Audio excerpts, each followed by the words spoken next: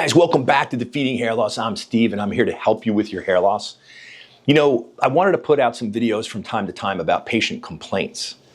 You know, don't let anybody tell you that they have customers or they have patients in the medical industry that 100% are happy. I mean, you know, that seems too good to be true, right? I mean, maybe you get some guy that got off on the wrong side of the bed or some woman that got up at the wrong side of the bed and she's like, I'm having a bad day and I'm taking it out on you. I don't know. But nobody can sit there and tell you they've never had a complaint. So I'm going to start to put together periodically some of the patient complaints. So I'm talking to a young male patient the other day, and he is 23 years old, and he has pretty good donor hair in the back of his head, and he's got a lot of loss in front. It almost looks like his hairline is completely gone. And the way that he wears it, he kind of gets away with it because the rest of his hair is pretty good. So he's 23 years old, and if he was 43 or 53, I'd still tell him the same thing, but there's a much better chance of him getting away with what he wants to get away with. And I've been doing this a long time. I know where he's going in this conversation. He doesn't want to take the medication. He wants to fill in that loss and move on with his life, which sounds perfectly fine, right?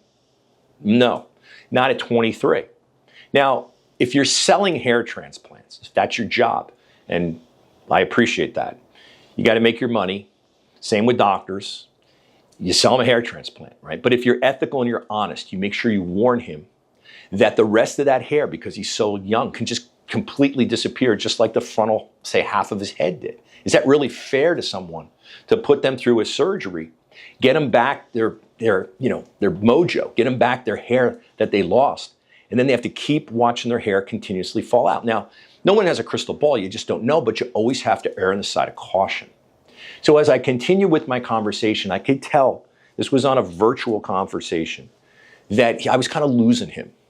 And then he made a comment, which I appreciate, I want them all, that he felt like this conversation was more about setting him up on an ongoing lifetime subscription. And I was like, oh, okay, so I get it. Like, that's the way you understand it. And I had to back up because maybe I didn't communicate it properly and explain to him, which I already did, but I'll explain it again, that it's just unethical at 23 years old for someone to get a hair transplant or us to do a hair transplant without giving him an insurance policy and some really good advice for the rest of his hair. I mean, listen, think about it. We can't babysit these guys. He could say, yeah, I'm gonna take the medicine, I'm gonna do the surgery, because his hair was great everywhere else except just in the front. We can't put a camera in his house and see if he's taking the medicine. But if you're ethical and you're honest, you're going to make a big impact on that part of the conversation. And of course, he took it as, well, if you're not going to, you know, if I don't take the medication, you're not going to do my surgery. And I had to say no. So now, of course, he's going to go find a clinic that is going to just understand that he's motivated to do the surgery, doesn't want to talk about the medication, and they're going to do his surgery.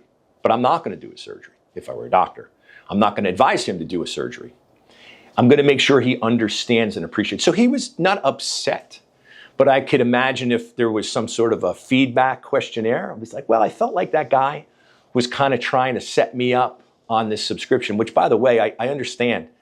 Everybody's always, I guess, sometimes always looking for that what's going on here. It's almost like the old saying, no good deed goes unpunished. So you're trying to do the right thing for somebody. You're trying to be brutally honest, but it kind of sounds a little bit too good to be true. Well, why wouldn't you sell me a hair transplant? How do you pay your bills? How do you make a living? Well, you know, there are bald guys that are not 23 that have good donor hair, and bald guys are great candidates because they have nothing left to lose. Anyway, you get the point. So I'm going to be putting together more of these, like I call them patient complaints. They're just comments and suggestions that you could probably get something out of. Everything was cool. He was really nice. And I was, of course, appreciative of his time. And, you know, sent him an email, sent him a text, and let him know what the next steps are in regards to getting on the medication. But that is the right thing to do. So I just wanted you to hear that. And please stay tuned. Don't forget to like and subscribe.